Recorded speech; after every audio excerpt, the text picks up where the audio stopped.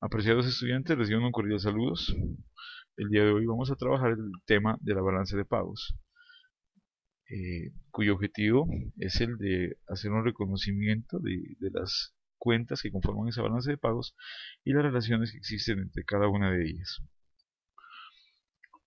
Recordemos que la balanza de pagos está conformada por 4 elementos: una cuenta corriente, una cuenta de capital, las variaciones en las reservas internacionales y por último los errores y omisiones.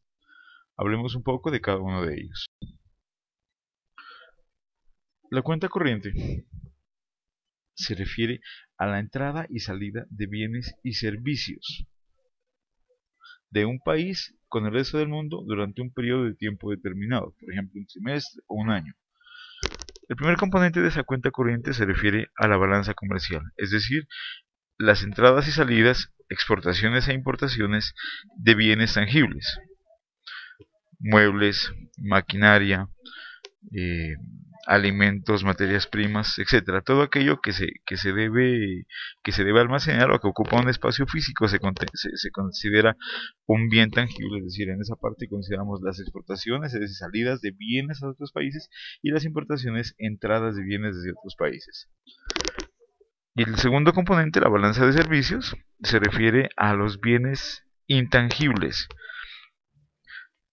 como servicios o transacciones bancarias, transacciones de transporte, servicios en salud, servicios en educación, etcétera. Hablamos de exportaciones de servicio cuando un extranjero utiliza los servicios en Colombia, y hablamos de una importación de un servicio cuando un colombiano se dirige a otro país a la utilización de ese tipo de servicios.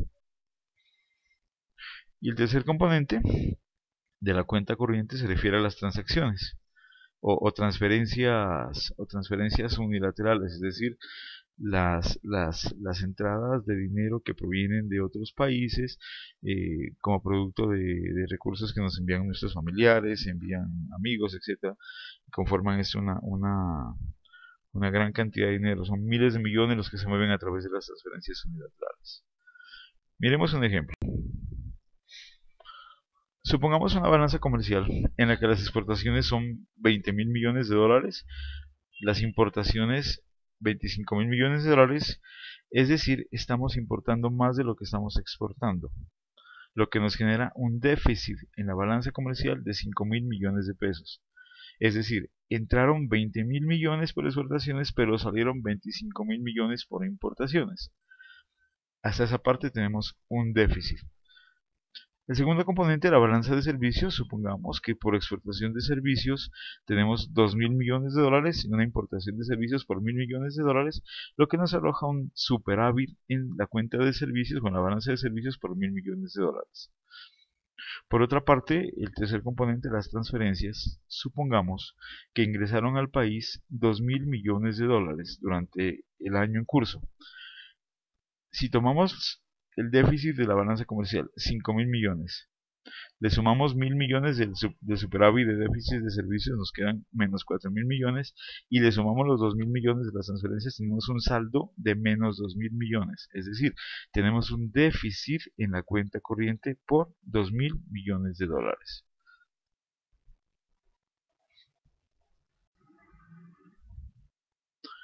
Este déficit debemos cubrirlo.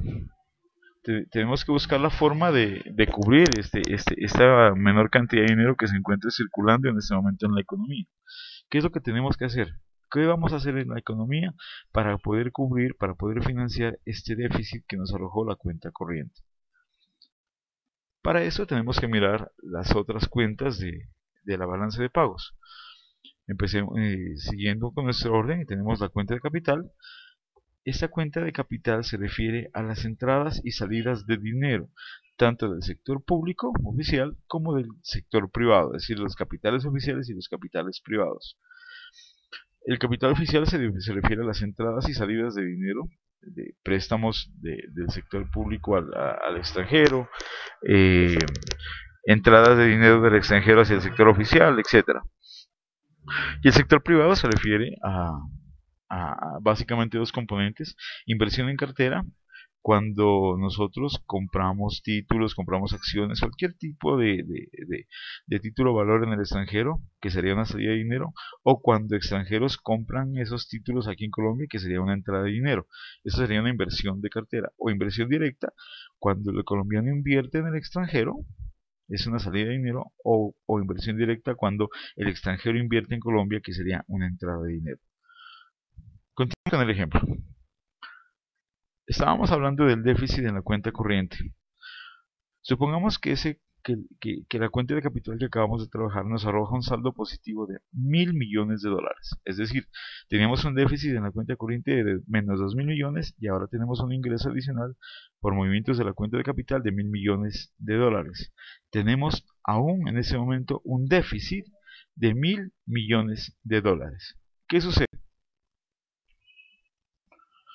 ¿Qué ocurre en la economía? ¿Qué es lo que debemos hacer para poder cubrir ese saldo que la cuenta corriente nos arroja como negativo?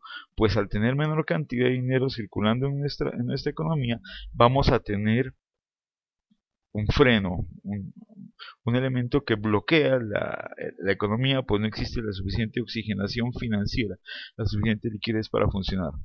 ¿Qué es lo que debemos hacer? Ante esto, tenemos un componente que se llama las reservas monetarias internacionales. Son estos ahorros, son los ahorros del país.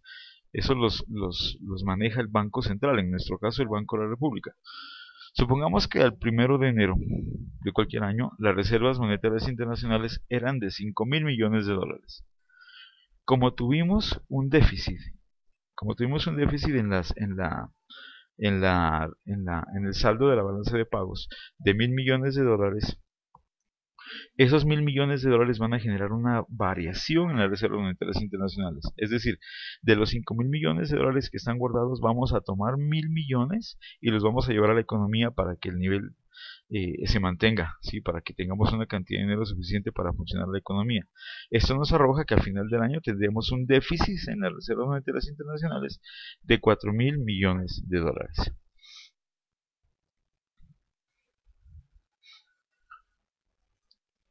¿Qué sucede cuando esas reservas monetarias son altas o esas reservas internacionales son bajas?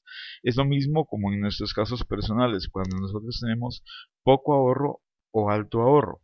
Si nosotros tenemos bajo ahorro, esas reservas internacionales van a poder cubrir seguramente la variación de la balanza de pagos. Sin embargo, al cubrirlas se nos disminuyen aún más las reservas monetarias, haciendo que nuestras reservas sean pocas, generando en los inversionistas extranjeros la impresión o el hecho de que existe poca moneda o poca divisa en nuestro país, lo que puede conllevar a una devaluación de nuestra moneda.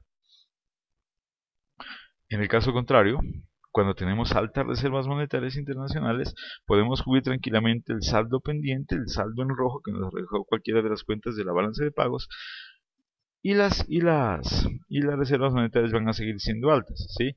Esto hace que seguramente se devalúe un poco la moneda, pero en general se va a mantener. Si se generarían muchas más reservas, se generaría el caso contrario, que sería la revaluación de nuestra moneda. Es importante entonces, como en cualquier situación personal o de un país, eh, que tengamos ahorros, que tengamos suficientes reservas en el país, digamos suficientes o aceptable, una cantidad aceptable de reservas internacionales para poder eh, atender esas situaciones de déficit o de superávit. ¿Sí? Pues la economía todos sabemos que es cíclica, no siempre se presentan los mismos resultados. Ante esto debemos contar con reservas que nos permitan atender esas situaciones. Eso es lo que les quería contar el día de hoy. Muchas gracias a todos, espero que la información haya sido valedera para ustedes. Muchas gracias.